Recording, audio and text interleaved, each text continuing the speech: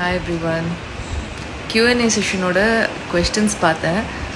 இந்த மாதிரி பர்சனலாக பேசி ரொம்ப நாள் ஆயிருந்தது. ஸோ ரொம்ப நிறைய பாசிட்டிவ் மெசேஜஸ் நான் பார்த்தேன். So I really want to thank everybody. And நான் பார்த்ததில் நிறைய பர்சனல் கொஸ்டின்ஸும் இருந்தது. Like how you over game அதெல்லாமே. ஒரு இன்டர்வியூவில் கொஞ்சம் பேசியிருந்தேன், பட் நிறைய விஷயங்கள் அதில் ஷேர் பண்ண முடியல. ஸோ இந்த Q&Aல சில பேர் கேட்டிருந்ததுக்கு I wanted to connect directly. So videos post பண்ணலான்னு நான் நினச்சேன். So thank you for sending me so many positive messages and கேட்டதுக்கான கொஷின்ஸ்க்கு I update a video. Thank you.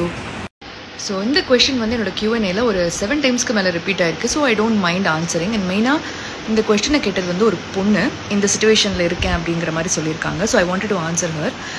இது ரொம்ப ஒரு பர்சனல் கொஷின். இது கம்ப்ளீட்லி உங்களோட சாய்ஸ். ஒருவேளை உங்களால் இப்போ இந்த கரண்ட் சுச்சுவேஷனை ஹேண்டில் பண்ண முடியல, உங்களுக்கு ஒரு கம்பேனியன்ஷிப் தேவைப்படுது உங்கள் லைஃப்பில் அப்படின்னா தாராளமாக நீங்கள் ஒரு செகண்ட் மேரேஜ் பண்ணிக்கலாம். பட் என்னோட பாயிண்ட் ஆஃப் வியூவில் என்னோட லைஃப்பில் என்னோடய ப்ரையாரிட்டிஸ் வேறு. நான் ஒர்க்கில் நல்லா ஸ்டேபிளாக இருக்கணும், என்னோடய கெரியர் நல்லா இருக்கணும், அரவிந்த் அம்மா அப்பாவை என்னோடய அம்மா அப்பாவெல்லாம் நல்லா பார்த்துக்கணும்.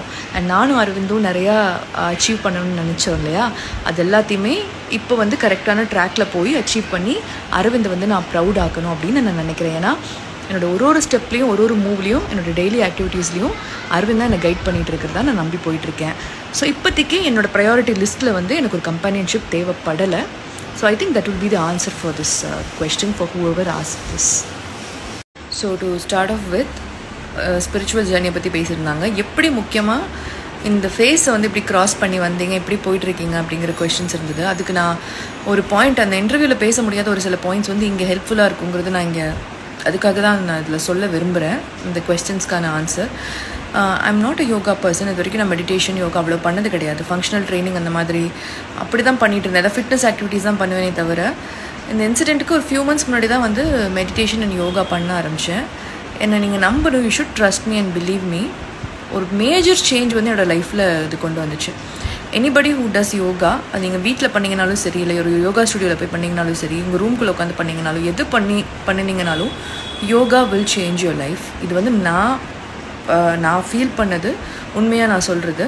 So whoever is not doing yoga and if you're looking for something to calm down your mind, yoga and meditation will definitely bring a change in your life. You must start doing it. First of all, I'm really very sorry for your loss. I know how hard it is. But நான் உங்கள் ஃப்ரெண்டுக்காக நான் pray பண்ணிக்கிறேன். அவங்க எந்த இடத்துல இருக்கணுமோ, எந்த இடத்துல இப்போ இருக்காங்களோ அந்த இடத்துல நிம்மதியாக சந்தோஷமாக இருப்பாங்க. அதுக்காக நான் கண்டிப்பாக ப்ரே பண்ணிக்கிறேன். பட் இந்த மாதிரி சிச்சுவேஷனை நம்ம எப்படி ஹேண்டில் பண்ணணும், நான் என்ன ஃபாலோ பண்ணேன் அப்படிங்கிறத நான் சொல்லணும். ஏன்னா சிமிலர் கொஷின்ஸ் நிறையா இருந்தது. ஸோ நான் ஒரு ருட்டீன் ஃபாலோ பண்ண ஆரம்பித்தேன். என்னென்னா ஒரு ருட்டீனை நான் ஃபாலோ பண்ணி அதோட ஸ்டிக் ஆன் பண்ணிவிட்டு அதோட ஹேபிட்டை மாற்ற ஆரம்பித்தேன்.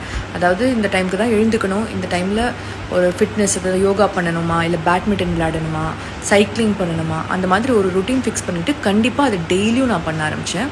அண்ட் ஹெல்த் மேலே கொஞ்சம் கான்சென்ட்ரேட் பண்ண ஆரம்பித்தேன். மென்டல் ஹெல்த்லேயும் ஃபிசிக்கல் ஹெல்த்லேயும் நான் கான்சென்ட்ரேட் பண்ண ஆரம்பித்தேன். 2 மணி நேரமாவது மினிமம் ஒரு நாளைக்கு புக்கு படிக்கணும் அப்படிங்கிறத யோசித்தேன். மைண்டை காமாக வச்சுக்க நான் மெடிடேட் பண்ணேன்.